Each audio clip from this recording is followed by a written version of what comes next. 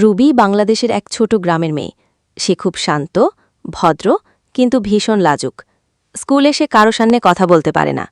সবাই তাকে ডাকে ভীতু মেয়ে। একদিন স্কুলে ঘোষণা আসে, স্বপ্নের প্রদর্শনী হবে। সবাইকে নিজের স্বপ্ন নিয়ে কিছু বানিয়ে দেখাতে হবে। কেউ নাটক করবে, কেউ গান গাইবে, কেউ ছবি আঁকবে। রুবির বুক কেঁপে ওঠে।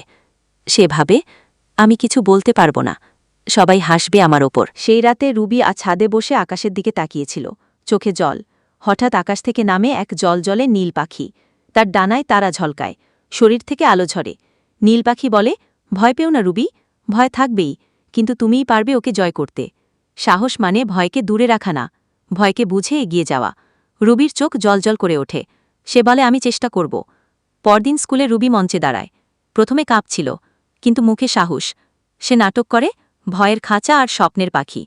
নাটক শেষে পুরো স্কুল চুপচাপ। তারপর হঠাৎ করতালির ঢেউ বয়ে যায়। সবাই চমকে তাকায়।